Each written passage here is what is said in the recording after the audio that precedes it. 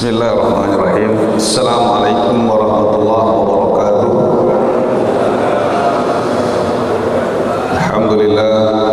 Alhamdulillahilladzi an'ama alaina bi ni'matil iman wal islam. Asyhadu an la ilaha illallah wahdahu la syarika lah wa asyhadu anna Muhammadan abduhu wa rasuluhu man la nabiyya ba'dah. Allahumma shalli wa sallim wa barik ala sayyidina Muhammad wa ala alihi wa ashabihi wa man tabi'ahum bi ihsanin ila yaumiddin. Rabbi shrah li sadri wa yassir li amri wahlul 'uqdatam min lisani yafqahu qawli. Rabbana atina fid dunya hasanah wa fil akhirati hasanah wa qina adzabannar. Jamaah subuh yang sama-sama dimuliakan Allah, kita panjatkan puji dan syukur dengan selalu mengucapkan alhamdulillahirabbil alamin. Kita berselawat kepada baginda junjungan alam Nabi besar Muhammad sallallahu alaihi wasallam dengan mengucapkan Allahumma shalli ala sayyidina Muhammad wa ala ali sayyidina Muhammad. Pada hari ini dasar dari pembahasan kita surat Al-Furqan ayat 28 sampai 29. Faqala ta'ala ya wailata laitani lam attakhiz fulanan khalila laqad adallani an zikri ba'da iz ja'ani wa kana asy-syaitanu lil insani khazula. Ini merupakan penyesalan yang luar biasa. Hari kiamat banyak manusia yang menyesal. Ya, di antara menyesalnya itu ketika di dunia mereka salah berteman, salah bergaul, salah memilih teman akrab. Tapi apa yang mau nak dibaca? Nasi sudah menjadi bubur. Ya. Kalau nasi sudah menjadi bubur ketika dunia masih enak, masih bisa dimakan. Tapi kalau sudah nasi yang berubah menjadi bubur ketika di akhirat, inilah penyesalan yang luar biasa. Gak bisa balik, Pak. Tidak bisa kembali lagi kita di dunia. Itu yang membuat kita itu menyesal. Sekarang kita masih menyesal, itu masih enak. Masih ada satu pintu yang Allah katakan namanya taubat. Menyesallah engkau, ya, berazam, bertekad untuk merubah diri, berubah nasib, masih bisa. Tapi kalau sudah menyesal ketika di akhirat, maka tidak bisa lagi. Maka bentuk penyesalan kita Allah sebutkan dalam Al-Quran, ya wailata. Apa kata kita? Celakalah kami, celakalah aku, lam attakhiz fulanan khalila. Kenapa aku dulu tidak menjadikan fulan itu sebagai teman akrab? Ya, yang aku pilih teman yang seperti ini, teman yang seperti ini, teman yang seperti ini. Ini menjerumuskan, ini mendatangkan mudarat, ini menyesatkan, ini menggelincirkan. Justru teman akrab yang seperti itu yang aku pilih. Itu penyesalan kita ketika di akhirat. Bukan kata saya, kata Allah Subhanahu wa ta'ala. Justru orang yang baik-baik tak kita pilih. Jamaah masjid yang hari-hari kita jumpa tak kita jadikan teman akrab. Menyesal nanti di akhirat. Orang yang selama ini mengingatkan kita, ngelurusinkan kita, ada yang salah kita diingatkan, ya, itu tak betul, yang kau buat itu tak betul, cara fikir kau tak betul, bertentangan dengan agama, bertentangan dengan syariat, bertentangan dengan Al-Quran, bertentangan dengan hadis, itu tak betul. Kita yang kayak gini kita ikutin. Nanti ketika di akhirat menyesal. Lam attakhiz fulanan khalila. Justru yang kita pilih seperti apa? Yang kita pilih laqad adallani anil dzikri. Yang kita pilih selama di dunia ini orang-orang yang menyesatkan kita. orang-orang yang membiarkan kita terjerumus dalam kemungkaran, orang-orang ataupun kawan yang kalau kita buat baik dia tak ada memberikan kita apresiasi, yang kalau kita buat buruk dia biarkan kita, tidak luruskan kita, dan bahkan dia cenderung untuk menarik kita dalam kemungkaran. Nanti ketika di akhirat kita curhat kepada Allah, kepada malaikat, justru ini malaikat orang yang menjerumuskan saya. Tapi tak berlaku lagi Bapak Ibu. Penyesalan ketika di akhirat, curhat ketika di akhirat, laporan kita kepada malaikat ketika di akhirat tak berlaku lagi. Laqad adallani aniz zikri ba'da izja'ani wa kana syaitanu lil insani khazula.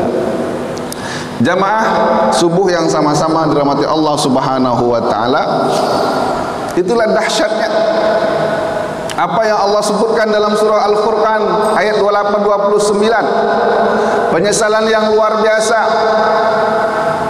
di saat-saat kita berharap amal perbuatan yang membela kita di padang mahsyar, berat timbangan kebaikan kita, bangga kita, senang kita di padang mahsyar. Apa sebab? Timbangan kebaikan kita semakin berat, atau jauh lebih berat daripada timbangan keburukan kita. Insya Allah menjadi ahli surga. Tapi ketika di akhirat kita hanya menonton timbangan keburukan kita jauh lebih berat, tak ada chance. Apalagi teman yang baik, teman yang saleh, disebutkan dalam banyak riwayat, tidak sekedar menjadi teman yang akrab ketika di dunia, teman yang soleh ketika di dunia, bahkan ketika di akhirat pun dia juga akan membela kita. Dia juga diberikan hak oleh Allah Subhanahu wa taala untuk memberikan dalam tanda kutip syafaat kepada temannya.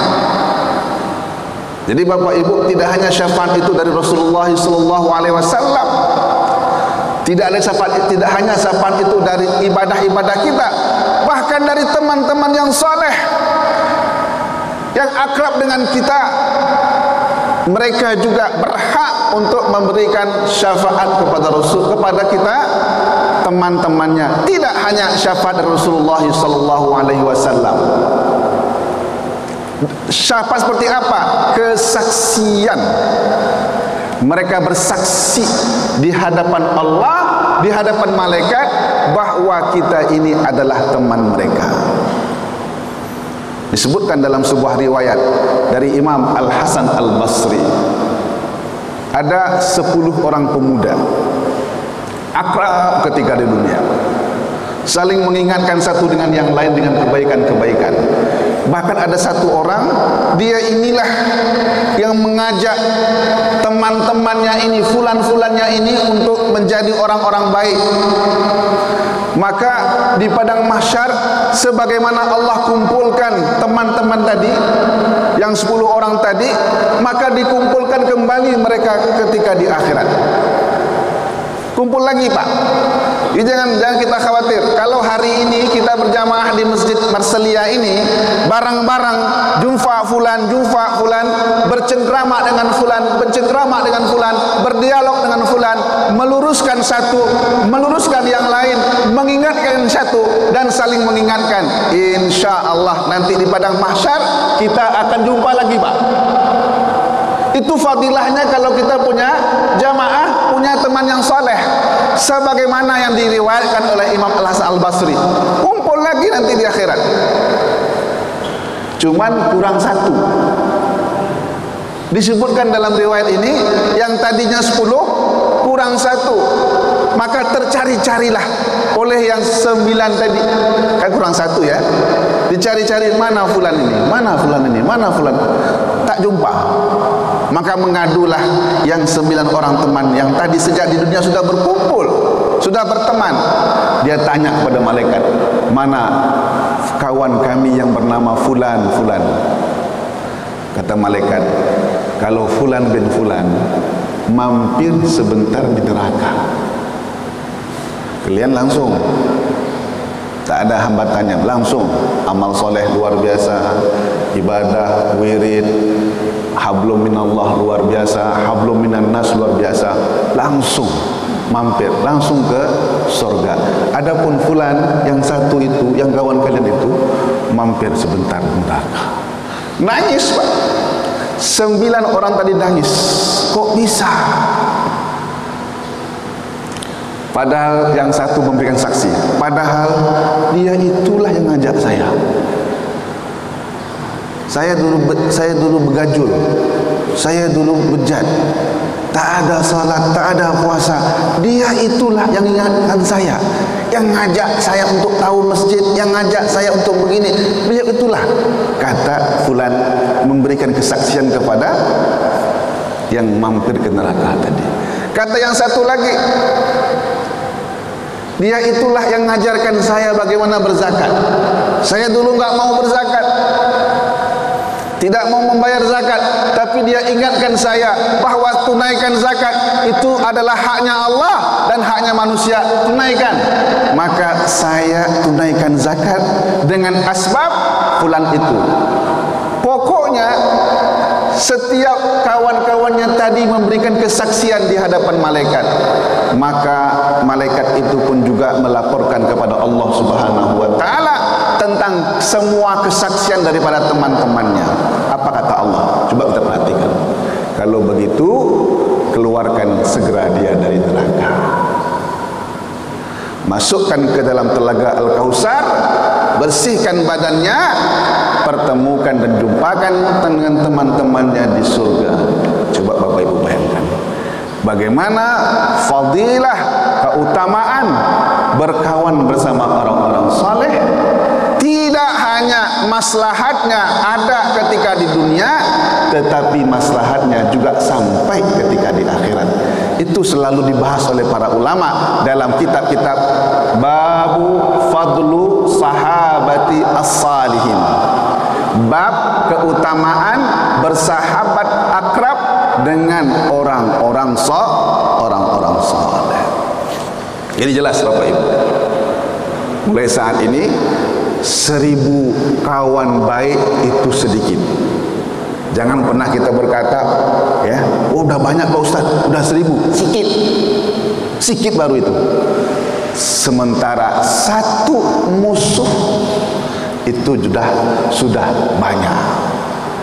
Walaupun satu, tapi dia adalah musuh, itu sudah banyak Bapak Ibu. Jadi apa singkat ceritanya, jangan pernah kita mencari musuh, carilah teman akrab minas salihin, dari orang-orang yang saleh. Itulah rahasia Bapak Ibu. Kenapa di dalam Al-Quran ada surat yang Allah sebut dengan surat Al-Mu'minun? Apa artinya? Orang-orang beriman. Surah Al-Mu'minun. Ada surat yang Allah sebut dengan surah Al-Kafirun, orang-orang kafir. Ada surat yang Allah sebut dengan Al-Munafiqun. Apa artinya? Orang-orang munafik. Ada mukmin, ada kafir, ada munafik. Apa di antara hikmahnya? Salah satu di antara hikmahnya agar kita kenal bahwa bagaimana ciri-ciri orang-orang beriman sehingga kita mau berkawan dengan dia. Itu hikmah di antaranya. Kita tahu ciri-ciri orang kafir sehingga kita mau mewaspadai tentang kekufurannya. Dan kita tahu apa ciri-ciri orang-orang munafik sehingga kita tahu bagaimana licik dan akal bulusnya. Dan kita nggak mau untuk menjadikan dia sebagai teman akrab. Jelas Pak. Nah, justru yang paling berbahaya itu yang munafik ini. Ada mukmin, ada kafir, ada munafik. Bapak Ibu, yang berbahaya itu yang mana? Yang paling berbahaya yang mana? Halo? Hah? Hei. Yang paling berbahaya yang mana? Munafik. Kok munafik Ustaz paling bahaya? Kan ada kafir.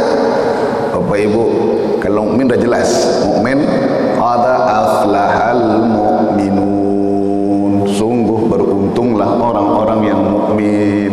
Kalau mukmin aja beruntung, apalagi kawannya dapat fadilahnya, berikhlas.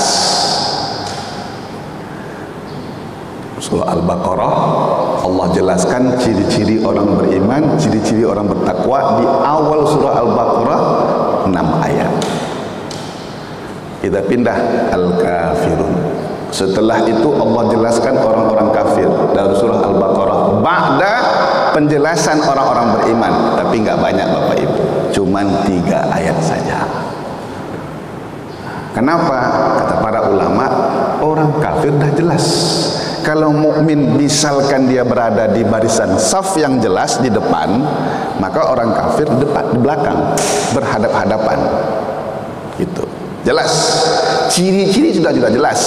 Orang mukmin dia menyembah Allah Subhanahu wa taala, orang kafir tidak. Ada yang menyembah berhala, menyembah patung, menyembah ini, menyembah itu, orang kafir. Jelas secara akidah. Begitu. Tapi yang kita repot ini orang munafik. Bapak Ibu buka setelah penjelasan orang-orang kafir dalam surah Al-Baqarah, coba kita buka penjelasan tentang orang-orang munafik panjang sekali. Kenapa Bapak Ibu? Inilah orang yang mesti kita waspadai, yang Allah jelaskan secara detail apa di antara sifat-sifatnya, panjang sekali. Menikam dari belakang, menusuk dari belakang, di depan kita manis, di belakang kita habis engkau. Menggunting dalam lipatan. Hati-hati orang-orang munafik. Sampai baginda Nabi Muhammad SAW juga menghukuminya itu gak jelas. Mau diapain? Kalau orang kafir jelas. Dilawannya kita bunuh dia. Itu orang kafir dalam peperangan. Coba perhatikan.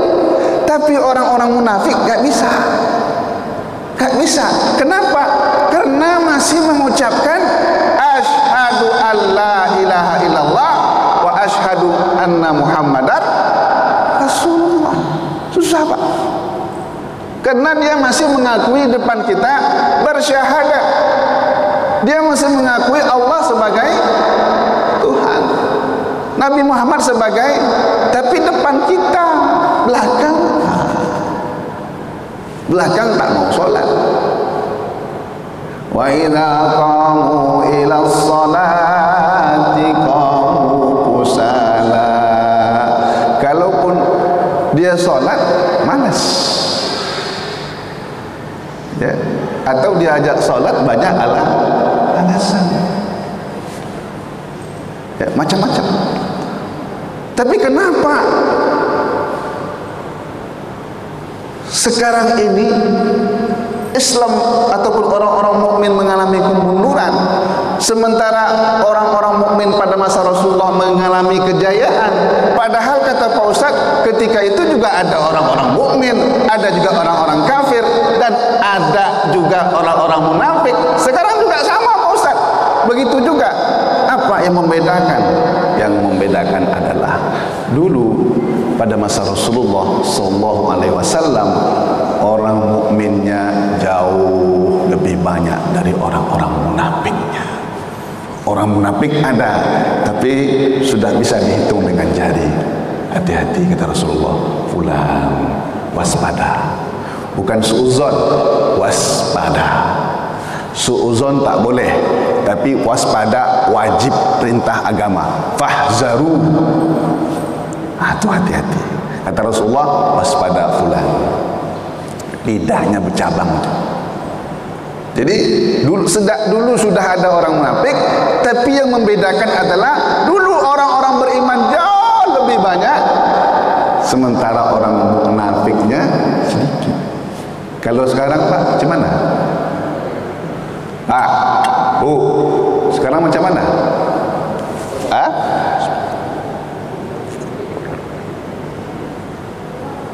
Sekarang terbalik. Kenapa keadaan negara kita kayak begini? Bangsa kita kayak begini? Ulama dipersekusi. Orang munafiknya jauh lebih banyak daripada Pak. Jauh lebih banyak. Tengok aja lah. Tak usah jauh-jauh. Yang datang ke masjid solat berjamaah berapa orang? Sementara orang muslimnya ratusan. Tapi yang ke masjidnya ini masih mending, masih ramai. Masih ramai Pak. Di masjid Anu tu, tak sebut namanya ya. Masjid Anu tu, ya, 2 orang aja yang solat. Imam sama muazzinnya. Biar agak keren sedikit, berapa?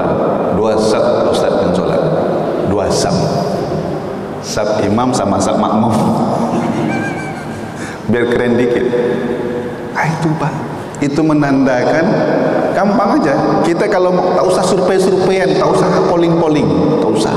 Tengok aja bagaimana di komplek itu, bagaimana sholat jamaah.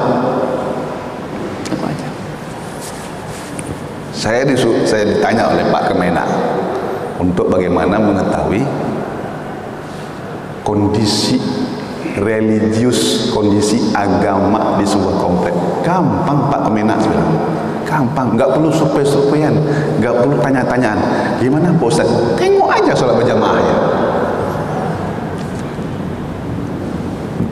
Nah, kalau mau agak ekstrim dikit, tengok aja sholat subuh berjamaah. Kalau rame, berarti di situ ya, kehidupan beragama di sebuah komplek itu berarti mantap. Kalau yang ada 2 saf tadi, imam sama muazzin, ya, berarti Pak Kemenak kerja keras di situ. Itu aja. Kerja keras di situ untuk memberikan penyuluhan kepada jamaah di situ. Itu aja Pak. Enggak usah survei-survei, buang-buang duit aja sudah. Buang-buang duit aja. Tengok aja. Kalau ramai jamaahnya, sholat berjamaahnya di sebuah masjid, berarti di situ kehidupan beragamanya, pemahaman agamanya, pengamalan agamanya mantap. Kalau tidak, berarti Pak Kemenak kerja keras untuk menurunkan para penyuluh untuk memberikan pengetahuan agama kepada mereka. Itu aja. Jadi Bapak Ibu, memang sudah ada sejak dahulu, tapi jumlah orang-orang munafik di zaman sekarang jauh lebih banyak ketimbang orang-orang beriman. Nah, ini juga bisa menjadikan salah satu di antara patokan kita untuk menjadikan mereka sebagai teman-teman akrab. Bapak Ibu jamaah yang sama-sama dirahmati Allah Subhanahu wa taala. Jadi yang kita garis bawahi di sini teman akrab. Ya. Kalau untuk sekedar berkenalan boleh, dengan siapapun enggak ada masalah, silahkan, monggo. Kalau ingin sekedar berteman, Ustaz, dia itu kan teman bisnis saya, enggak ada masalah, silahkan. Relasi bisnis saya, relasi dia teman kantor saya, silahkan. Tapi satu catatan, yang paling penting adalah kalau mereka seperti itu, maka kedudukan engkau mewarnai. Itu yang paling penting Bapak Ibu. Jangan sampai diwarnai oleh mereka. Ya. Bagaimana engkaulah yang selalu mengingatkan mereka dalam kebaikan. Ingatkan. Ingatkan. Itu namanya mewarnai. Tapi jangan terbalik, mereka pula yang mewarnai kita. Kalau itu yang terjadi, tinggalkan. Jangan. Kalau gara-gara kita bersahabat dengan mereka, lupa salat, lupa kita puasa, lupa kita salat duha, lupa kita salat sunnah, lupa yang lain-lain, berarti bukan mewarnai, kita yang diwarnai. Maka tinggalkan teman yang seperti itu. Jangankan sekedar menjadi teman akrab, menjadi teman biasa pun tak boleh. Kenapa? Rusak agama kita. Padahal menjaga agama itu jauh lebih utama dari segala-galanya. Makanya dalam Islam itu ada 5 hal yang perlu kita jaga. Nomor 1 itu adalah agama. Jangan sampai gara-gara harta korban agama. Jangan sampai gara-gara nasab korban agama. Jangan sampai gara-gara kerja korban agama, dan jangan sampai gara-gara dunia korban agama. Ini yang pertama. Makanya mau apa kek, kalau udah agama yang menjadi korban, tidak ada, nggak bisa, nggak ada tawar menawar. Seperti Rasulullah Sallallahu Alaihi Wasallam, Muhammad, kau silahkanlah beribadah dengan sesuka hatimu, silahkan. Tapi ingat, 1 minggu 1 pekan, ya, kami datang menyembah agama, menyembah Tuhanmu. Pekan berikutnya kalian pula gantian datang ke tempat kami menyembah Tuhan kami. Apa kata Nabi Muhammad? Oh, kalau itu yang kau minta, nggak ada, nggak bisa. Maka turunlah surah Al-Kafirun, lakum dinukum waliyadin. Jelas. Masalah agama nggak ada tawar menawar. Jadi kalau seandainya gara-gara kita berteman, agama kita rusak, agama kita cacat, agama kita hancur, tinggalkan teman seperti itu. Bisa Bapak Ibu. Maka jelas Allah jelaskan, ini orang-orang mukmin ikut, ini orang-orang kafir waspadai, ini orang-orang munafik waspadai. Tidak diberi titik, waspadai, waspadai. Kalau dia baik ikut, kalau dia bisa diwarnai, teman. Tapi kalau gara-gara dia kita rosak, tinggalkan. Jamaah yang sama-sama diberkati Allah Subhanahu wa taala.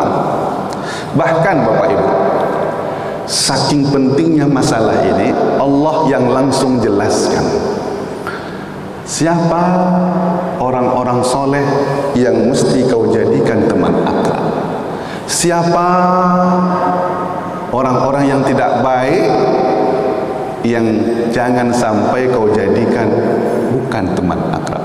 Bukan Nabi lagi yang menjelaskan, Allah Subhanahu wa taala.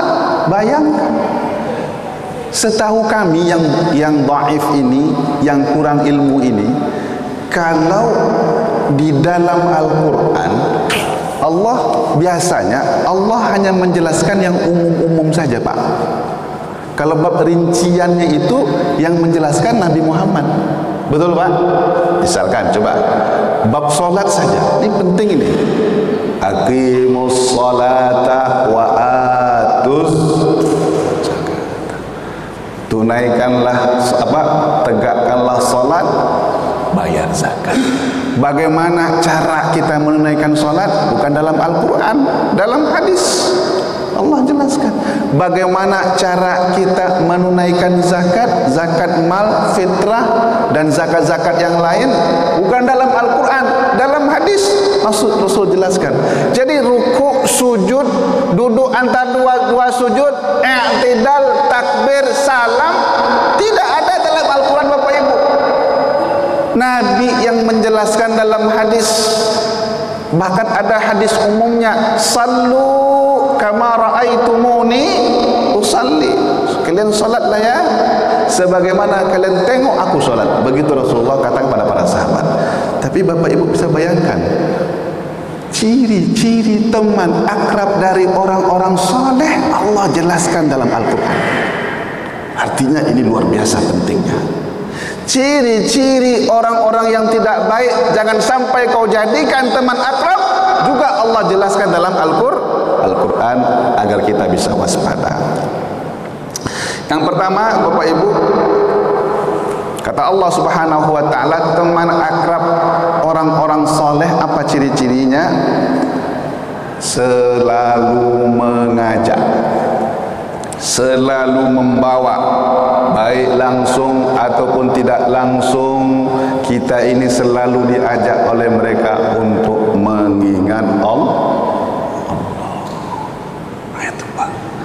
Lupa kita, dia yang mengingatkan. Di SMS-nya kita, di WA-nya kita. Jangan lupa Ji, besok ada pengajian usbah subuh. Yang paling rajin nih Pak Akmal nih.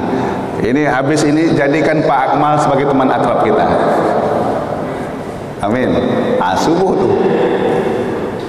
Bahkan jam 3 subuh pun diteleponnya kita, Pak. Kayak begitu. Kayak begitu. Itu contoh ya. Yang lain sama juga. Contoh. Jadi secara tidak langsung, secara langsung mengajak kita untuk mengingat Allah. Tapi kalau yang diajaknya kita ingat dunia, tak ada sedikit pun akhirat, dunia aja. Jangan.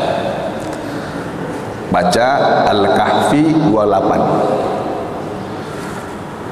Wasbir nafsaka ma'al ladzina yad'una rabbahum bil ghadati wal 'ashi yuriduna wajha wa la ta'du 'ainaka 'anhum turidu zinatal hayatid dunya wa la tuti' man aghfalna qalbahu an zikrina wattaba'a hawa. Jangan sekali-kali kau menjadi follower, kau menjadi pengikut, kau berteman akrab kepada orang-orang yang mengajak engkau untuk melupakan kami. Untuk apa? Sebab kalau kau sudah lupa dengan kami, apa kata Allah? Wattaba'a hawa. Sedikit demi sedikit, cepat atau lambat, kau akan mengikuti hawa nafsu. Itu Pak.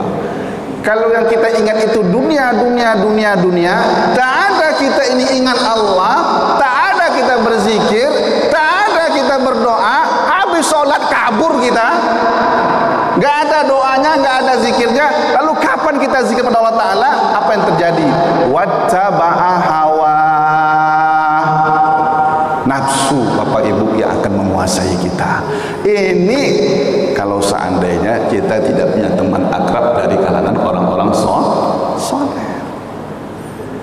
Itu kata Allah Subhanahu wa taala, Al-Kahfi 28. Yang kedua, ciri-ciri teman yang soleh apa?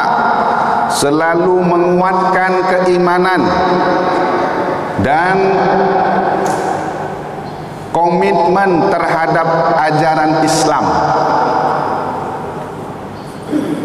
Ngajak komit, lemah kita dikuatkan, takut kita diberanikan,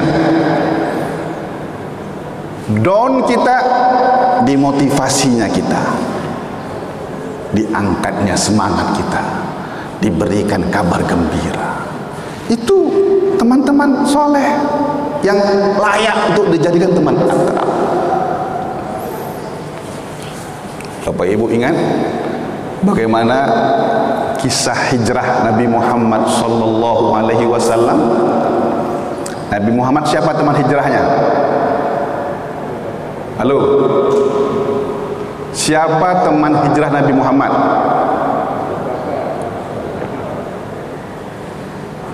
Abu Bakar As-Siddiq radhiyallahu an. Berapa orang mereka berangkat hijrah? Hah? Berapa orang? Berdua saja. Nah, berdua. Malam hari sembunyi-sembunyi. Yang hijrah sendiri-sendiri itu Umar bin Khattab. Itu jam 12 siang hijrahnya. Abu Bakar dan Rasulullah berdua saja, lari mereka, mengumpat, sembunyi, berangkat lagi, begitu terus. Tapi diikuti oleh orang-orang kafir Mekah. Bersembunyi mereka cepat. Di mana mereka bersembunyi? Di Gua Sur. Dengan izin Allah Bapak Ibu, habis mereka masuk, datang burung merpati, ya seolah-olah bersarang di sana, datang laba-laba, dibuat cepat sarang laba-laba. Untuk apa tujuannya? Agar nanti kalau orang itu datang, mereka pasti menyangka tak ada Muhammad dan Abu Bakar di sini. Kenapa? Kalau mereka ada di pintu yang ada sarang laba-laba tadi, hancurlah rumah laba-laba ini. Tapi apa yang terjadi? Faktanya Abu Bakar ketakutan. Takut dia Pak. Nampak orang itu kan lewat. Apa kata Allah merekam kejadian ini? Rasa takut yang luar biasa dari Abu Bakar. Iz yaqulu li sahibihi la la tahzan innallaha ma'ana. Coba kita perhatikan bagaimana fadilah, keutamaan punya sahabat orang-orang soleh, menguatkan kita. Nah, itu Pak, bukan malah hasad. Kalau ada orang hasad, tuh jauhkan itu. Apa itu hasad Pak? SMS, senang menengok orang susah. Tuh hati-hati itu. Kalau ada orang susah, dia yang senang. Atau SMS juga, susah menengok orang senang. Orang yang beli mobil, dia yang demam. Kenapa Pak demam? Itu sebelah mobil baru. Padahal baru kemarin mobil baru, sekarang baru lagi. Tah dari mana duitnya? Aduh, tadi. Orang yang dapat nikmat, dia yang, kalau kata pepatah orang kita Melayu, kuda yang naik bukit, dia pula yang ngos-ngosan. Dia yang sesak napas. Padahal yang lagi mendaki kuda, dia di atasnya. Mestinya yang berhak ngos-ngosan siapa? Kuda. Yang bekerja kan dia. Tapi kuda santai-santai saja. Dia pula yang demam. Itu enggak, jangan sampai jadikan teman orang kayak begini. Nauzubillah min zalik. Kenapa? Orang soleh itu senang menengok kawannya senang, dia senang. Bahkan dia berdoa, ya Allah banyakkan orang seperti ini, ya Allah banyakkan ya Allah. Orang yang membela agama seperti ini, ya Allah banyakkan ya Allah. Duitnya tak berseri, tapi untuk membangun pesantren, untuk membangun rumah anak yatim, untuk membela agama Allah, berjuang di agama Allah, banyakkan ya Allah. Begitu doanya. Allahumma kassir amsalahu, atau kassarallah amsalahu, banyakkan ya Allah. Senang dia. Itu orang-orang yang tidak hasad. Gitu Pak. Seperti Rasulullah menengok kawannya Abu Bakar, ketakutan menggigil dia Pak. Apa kata Rasulullah? La tahzan innallaha ma'ana. Jangan takut, tenang aja, tenang aja. Allah bersama kita. Itu nggak ada apa-apanya. Kalau kita mati, dari dulu kita mati Pak. Kira-kira begitulah tafsiran bebasnya. Kalau kita nak mati, dari kemarin kita mati Pak. Dikepung oleh pemuda-pemuda Mekah, tinggal membunuh saja Pak. Tapi Allah jaga kita. Sekarang juga sama. Apa yang kau takutkan? La tahzan innallaha ma'ana. Fa anzalallahu sakinatahu alaihi wa ayyadahu bijunudin lam tarawha. Allah turunkan ketenangan, Allah turunkan malaikat untuk menguatkan mereka. Begitu Pak. Jadi orang-orang soleh menguatkan, bukan melemahkan. Ya, maka jadikan mereka sebagai teman akrab. Yang ketiga kata Allah Subhanahu wa taala, ciri-ciri orang-orang saleh yang layak kita jadikan teman akrab, selalu membantu, mendukung kebaikan-kebaikan, apalagi dakwah. Nah itu. Selalu mendukung kebaikan-kebaikan, apalagi dakwah. Ini kalau kita nengok bagaimana Nabi Musa alaihi salatu wassalam, kan satu-satunya nabi yang ada juru bicaranya itu Nabi Musa Pak. Ya, siapa Pak nama juru bicaranya dan juga adalah seorang nabi? Siapa Pak? Nabi Harun. Musa Harun. Jubirnya Nabi Musa Harun. Kenapa butuh jubir? Nabi Musa lidahnya pelat. Kenapa pelat? Waktu dulu dalam sebuah riwayat ketika disuruh memilih bara dengan apa? Dengan roti, masih kecil Nabi Musa, masih merangkak, yang dipilihnya bara, diambilnya bara, dimakan oleh dia. Karena ketika itu Fir'aun sudah merasa inilah budak yang akan meruntuhkan kekuasaan saya, kata Fir'aun. Dipanggilnya Siti Asyah kan, ini budak yang kita ambil dari sungai ini, ya, yang kita rawat dari sekarang, inilah nanti yang akan meruntuhkan kekuasaan saya, meruntuhkan kerajaan saya, maka kita bunuh sekarang. Kata Siti Asyah, jangan, ini budak biasa aja, tak percaya aku. Kalau tak percaya, ambil roti, ambil bara, itulah kira-kira bara api. Ya, mesti nanti akan milih bara. Kenapa? Bara itu bercahaya, gitu kan, menarik perhatian. Sementara roti tak ada cahaya. Tengoklah, kata Fir'aun, oke, kalau seandainya dia mengambil bara api, aku tak jadi membunuhnya, berarti memang dia budak biasa aja. Tapi kalau seandainya dia mengambil roti, siap-siap aku pancung dia, kata Fir'aun. Maka ditaruhlah bara api dengan roti. Merangkak Nabi Musa. Di tengah jalan belok Pak ke roti Pak. Hampir lagi. Ya, menuju ke roti hampir lagi, maka Allah perintahkan malaikat belokkan Musa. Arahkan dia ke bara api. Sebab kalau ke roti nanti kena pancung oleh Firaun. Maka itulah diambilnya bara tadi, dimakannya dia, pelat lidah dia. Makanya doa populer, doa masyhur yang selalu dibaca oleh Nabi Musa, dan sampai sekarang doa itu dibaca oleh kita apa Pak? Rabbis rahli sadri wa yassirli amri wahlul 'uqdatam min lisani yafqahu qawli. Ya, kita baca doa ini, apalagi kalau kita mau tampil, baca doa ini, insyaallah Allah mudahkan lisan kita untuk menyampaikan dakwah, menyampaikan kebenaran. Jadi dia butuh jubir. Siapa jubirnya? Siapa teman akrabnya? Waj'alni waziran min ahli Haruna akhi ushdud bihi uzri washrikhu fi amri kay nusabbihaka katsira wa nazkuruka katsira innaka kunta bina basira.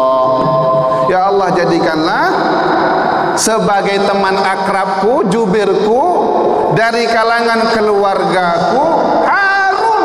Jadikan ya Allah, kalau aku lagi ada kesulitan, dia akan menguatkan aku. Kalau aku lagi ada urusan, dia akan membantuku agar aku bisa berdakwah, agar aku bisa bertasbih, agar aku bisa berzikir. Itu kata nabimu. Begitu Pak. Ini Bapak Ibu Allah jelaskan. Begitu juga Allah jelaskan ciri-ciri teman-teman yang tidak layak kita jadikan teman akrab. Seperti apa Pak Ustaz? Suka membangga-banggakan dunia. Kalau teman seperti ini jangan. Itu kebun aku tuh. Mana Pak? Sejauh mata memandang tuh punya aku. Mobil aku 100, rumah aku begini, duit aku banyak. Sekalipun tak ada bicara solat, hati-hati. Kalau dari mulut dia tak ada mengingatkan akhirat, tak ada mengajak kita untuk kebaikan, tak ada mengajak kita untuk menyembahkan dan mentauhidkan Allah Subhanahu wa taala, tapi dunia, hati-hati. Jangan jadikan dia sebagai teman akrab. Jangan. Kalau untuk kenalan biasa, enggak apa-apa. Teman biasa enggak apa-apa, dengan syarat kau mewarnai, jangan diwarnai. Tapi gara-gara dia rosak agama, jauhi. Apa kata Allah dalam Al-Quran?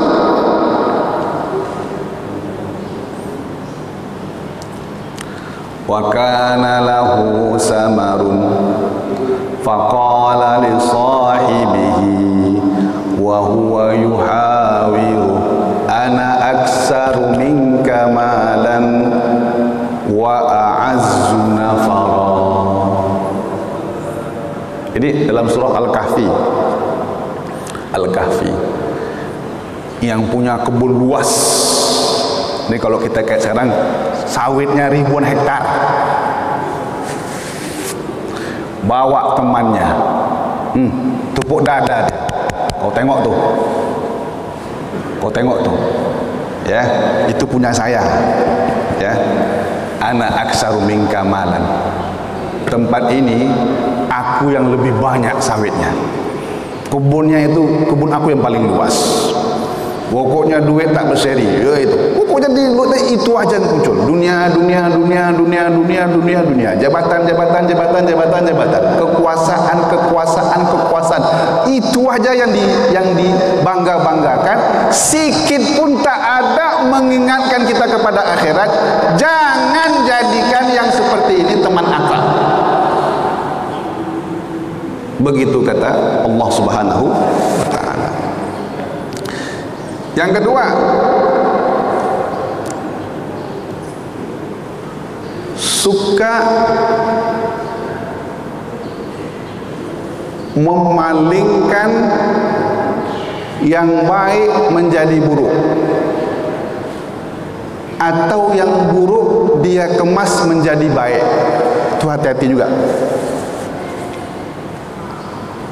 Sekarang banyak, Pak, gara-gara kemasan, dikemas, orang tertipu.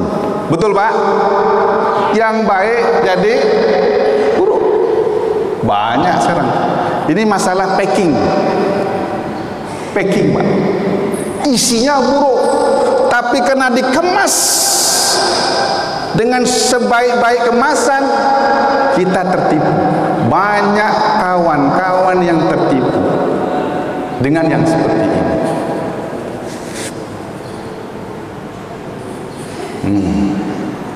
Hati-hati kau sama si anu itu radikal tuh. Padahal dia orang ke masjid, padahal bawa Al-Quran dalam saku untuk baca Al-Quran, rajin tahajud, ya, rajin dia sholat duha, tapi disemat. Itulah ciri-ciri orang radikal.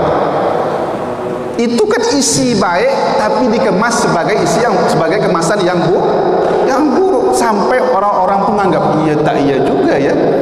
Kalau hitam kening dia, berjanggut dia, itu radikal. Berarti banyaklah orang radikal di Batam ini. Jangan sampai. Ya. Hati-hati, banyak yang tertipu dengan kemasan. Nauzubillah min dzalik. Maka Allah sebutkan, wa in kadu liyaftinunaka 'anil ladzina auhayna ilaika litaftariya 'alaina ghairahu wa idzal lattakhazuka khalila. Banyak orang tertipu dengan kemasan-kemasan tadi. Jangan sampai kita memilih kawan yang pintar ngemas. Kalau pintar mengemas kebaikan menjadi lebih baik, itu bagus. Yang terjadi sekarang ini adalah pintar mengemas maksiat jadi baik. Bahkan sampai-sampai kita dibuat bangga dengan maksiat. Kalau orang dulu memang mereka juga ada buat maksiat, tapi mereka malu. Tak ada mereka ini bangga-bangga bikin maksiat. Malu mereka, tak mau mereka menampakkan kemaksiatan di tempat umum. Betul, Pak? Betul tidak? Kenapa? Sanksi sosialnya tinggi, Pak. Tapi kalau sekarang, jangankan malu, bangga bikin maksiat. Bahkan mencari duitnya itu dari maksiat itu. Coba tengok konten-konten YouTube sekarang. Wah, viewer aku dah sekian juta. Kau berapa? 2 juta. Kau berapa? 5 juta. Kau berapa? 10 juta. Coba tengok isi maksiat, isi YouTube-nya itu. mengumbar-ngumbar aurat, ya, zina, tapi duit banyak. Ini Bapak Ibu, jangan sampai kita ini, anak-anak kita ini ngikuti seperti itu. Kenapa? Mereka pintar mengemasnya. Kalau pintar mengemas baik menjadi lebih baik, top. Tapi yang terjadi sekarang ini, di zaman akhir zaman ini, yang dikemasnya adalah keburukan menjadi kebaikan, kebaikan seolah-olah menjadi keburukan. Usah sholat lah, ngapain kau sholat masjid itu? Itu kan dulu, sekarang tak perlu sholat lagi kita. Lalu apa? Eling aja lah. Engkau ingat Allah, cukup itu kata dia. Ini kan bahaya ini. Ini yang bahaya. Tapi dikemas orang sehingga banyak yang mengikuti. Jangan jadikan orang seperti ini sebagai teman. Bapak Ibu, jam 6 lewat 5. Saya kira sudah cukup lah ya pembahasan pada pagi hari ini. Mudah-mudahan bermanfaat untuk kita semua. Hadanallah wa iyyakum ajmain. Assalamualaikum warahmatullahi wabarakatuh.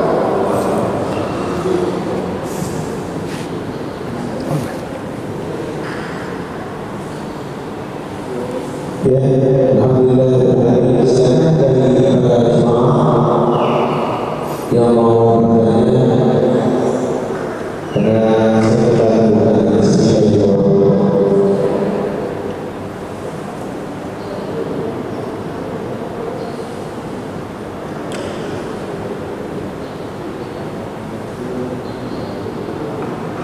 Atau mungkin silakan.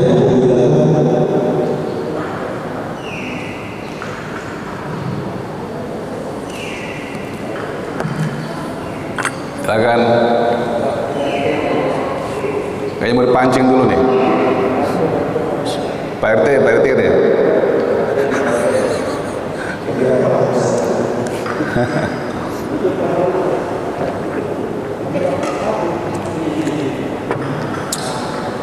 Kan Pak RT. Ini kayak begini nih, itu sangat layak untuk dijadikan teman akrab Pak RT kita.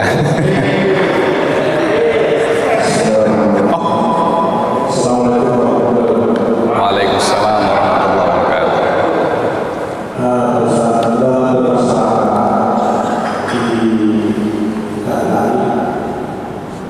Kalau kita misalnya ingin mengajak teman kita, tapi dalam kenyataannya ada masalah Khilafiyah. Jadi antara ini beda pemahaman, ini beda pemahaman. Ya. Jadi takutnya khawatir nanti ada masalah-masalah. Gitu ya. Pemahaman dan bagaimana Ya. Wa'mur bil ma'rufi wanha 'anil munkar. Yang mesti kita ajak itu amar ma'ruf, yang mesti kita cegah itu nahi munkar. Itu Pak. Khilafiyah nggak bisa. Khilafiyah berlapang dada, toleransi. Tapi karena amar ma'ruf nahi, apa itu ma'ruf? Yang jelas-jelas baik, nggak ada khilafiyahnya. Salat jelas tak kebaikannya? Jelas. Ajak orang salat. Kalau perlu tarik tangan dia tuh. Ayo salat. Karena ma'ruf. Gak ada satupun ulama yang muktabar yang mengatakan salat tak wajib, kecuali orang gila aja Pak. Sedangkan orang gila zaman sekarang saja salat juga dia. Ada Pak, betul. Ada orang-orang agak ini dia, tapi datang ke masjid sholat nih Pak. Cuman yang tak tahan jamaah, baunya minta ampun. Datang ke masjid, orang gila saja ke masjid. Itu di masjid saya. Datang ke masjid, orang gila. Kenapa? Dia tahu sholat tua wajib. Jadi yang kita ajak itu yang sudah pasti benarnya, nggak ada khilafiyahnya. Ya. Dan yang kita cegah itu yang pasti salahnya, nggak ada khilafiyahnya. Engkau jangan bohong ya, tak boleh. dusta itu berbahaya di dunia, berbahaya di akhirat.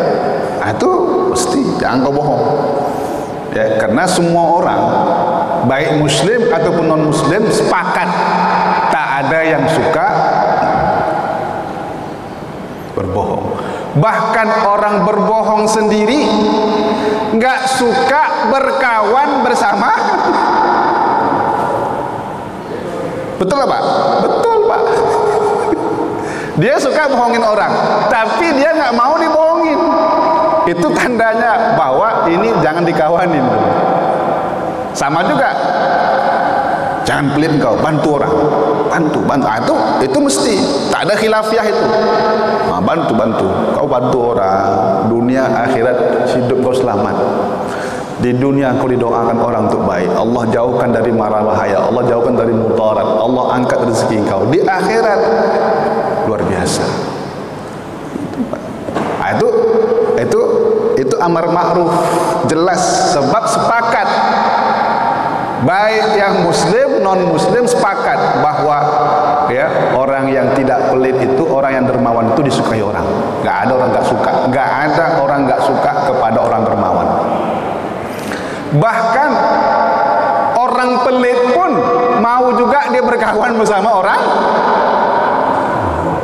dan orang pelit tak mau berkawan bersama orang pelit.